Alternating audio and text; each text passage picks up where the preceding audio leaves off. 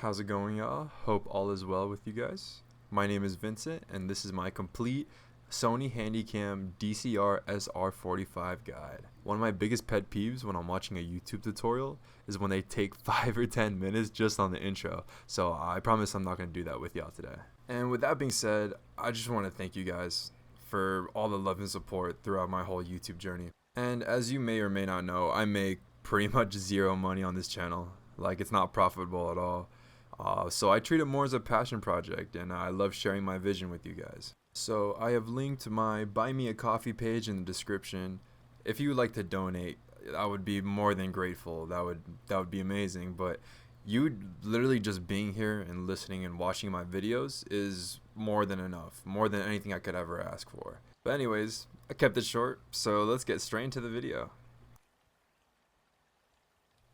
So my dcr-sr45 has been one of the best purchases I've ever made. I've made pretty much all of my videos with this camera, and this is what got me into starting this channel in the first place. So if you're looking for something that's easy to use and portable and you could pretty much take it anywhere, this is perfect. This is perfect.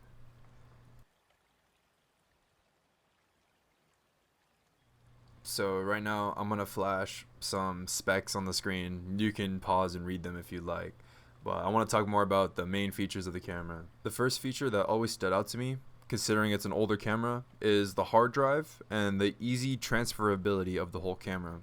It's very easy to transfer the footage onto your computer or laptop and makes the whole process so much easier.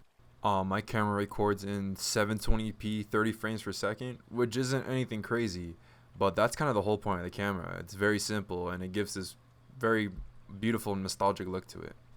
I'll go over the whole transfer process later in the video and also include some sample footage at the very end as well, so y'all are not wondering. One of my favorite features of the camera is the night vision effect. It's just super sick. I'll flash a little footage right here, but like I said, I'm gonna show some more at the very end. And just with a simple flip of a switch, there you go. It's super sick stuff. This cam also comes with a few other features, including a pretty solid touchscreen and also the ability to add an SD card for extra storage if you feel like it. But the last feature I really want to go over is the crazy 40 times optical zoom. Considering this is a camera from 2008, that's pretty insane to me. Again, here's a short little clip just to give you an idea, but there's going to be plenty more footage at the end of this video. Like I mentioned before, this camera was manufactured in 2008, so it's going to come with the little quirks and some problems and whatever. So let's go over some of those now. When you're planning to pick up your cam, I would just go over these 4 common problems. The first one is going to be the hard drive. You want to make sure that works. It's going to be old, and there's a possibility it might be slow or it might not run correctly, so just make sure it works. The second one is going to be the touch screen. The touchscreen has been pretty reliable for me, but it is a little sensitive. If you drop the camera, if you slam the screen too hard, there's a possibility it might break or crack. So I would treat this camera somewhat gentle. The third issue I've personally ran into is the batteries. The stock batteries, they're gonna be kind of bad. It's old. It's an old battery. So there's plenty of aftermarket batteries out there on Amazon, eBay, or whatever. Just keep in mind that the camera can be a little bit picky. So just make sure to read the reviews, make sure they're recent reviews, and just make sure people have been using them with no problem. The 2 battery models you're looking for are going to be the FH40 and the FH50. The camera comes stock with the FH40 model, but the FH50 has a higher voltage and I think lasts a little bit longer in my opinion, but either one will work. Just make sure to read the reviews and find one that best suits you. And the last issue I want to go over is not necessarily an issue due to age, but just something to keep in mind for editors and people like me. The file type is a .mpg, not a .mp4, so you will need to convert the files. I personally use DaVinci Resolve to edit all my videos, so it's not going to take the mpg. But besides the file type, the transfer process is actually really easy. So first, you want to click this little disk burn icon, the button in the very top right corner. I didn't show it in the video, but once you click that button, it's going to pop up with a disk burn screen prompt, And once you reach that screen, you're good. All you really need is a USB to mini USB cable, which came with my camera. So as you can see here, just plug in the mini USB into this port that I'm pointing at right here, and then plug the USB into your computer or laptop, and you should be able to just transfer the files from there. So that being said, I'm actually going to show you a quick tutorial on how I personally transfer all my files to MP4. Alright, so welcome to my desktop. I use an application called Handbrake to convert all my files to MP4. So let's open it up and I'll show you exactly how I use it. So when you first open it, you're going to be brought to a page that looks like this. What I like to do before I transfer any files is go down to preferences down here and output files, and choose a path to where the files will output. I usually have a folder dedicated to MP4, but I'll just do it on the desktop for today. So first thing you want to do is either choose between a batch or a single file. I'm always choosing batch because I have like hundreds of videos. So it makes it really easy. You just open one folder and it'll upload all the videos to the application. But for today's video, I'm going to choose single video file. And alright, here we are.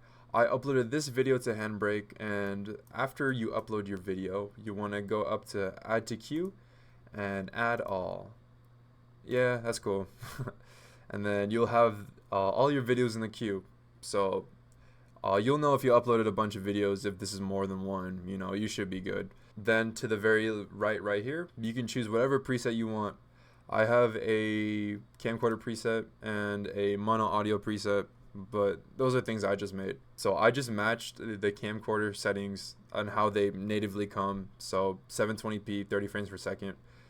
Just the only difference is it's MP4. So after you click on your preset, literally all you got to do is click start queue, and it'll process down here.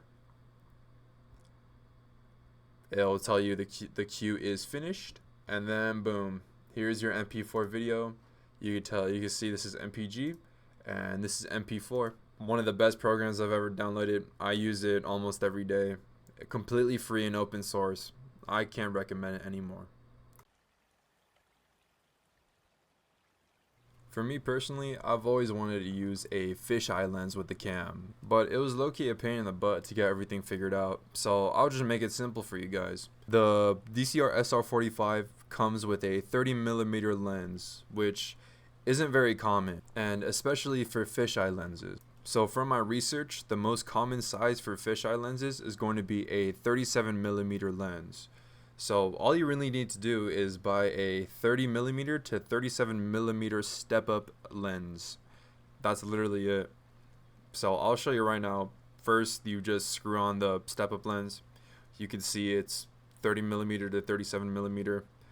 And then right afterwards, you just screw on the fisheye, and it works.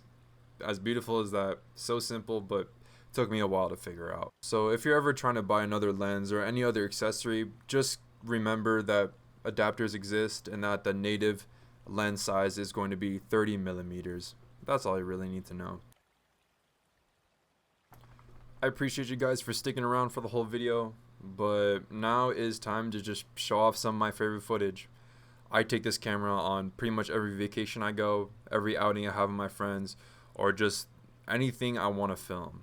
This camera has been nothing but great to me. Just a couple points before I let you guys go. I won't be including specific links to all the stuff I bought from Amazon, either A, because they don't sell them anymore, or B, the quality has changed.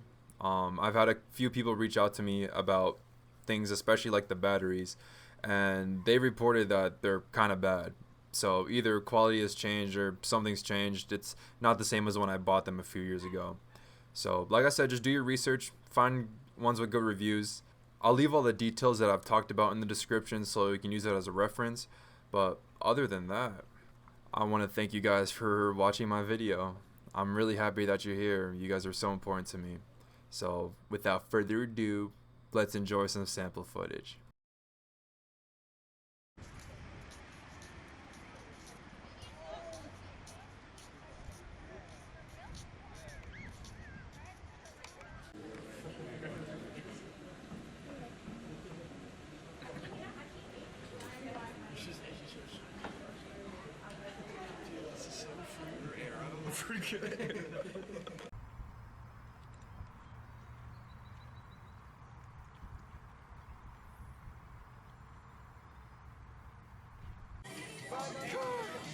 Garrett, water don't learn. Hey, watch this gutter. Watch that gutter. Watch this gutter. Oh, good.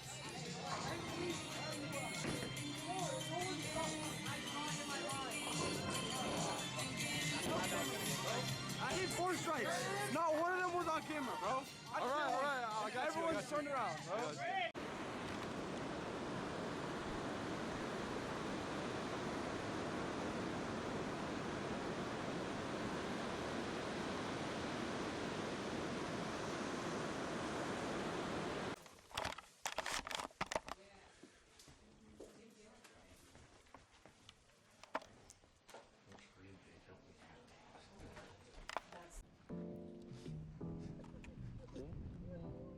Oh yeah, that's nice. Wait, hold like hold the camera up. Let me just record through the camera. Oh yeah, Joe. One sec.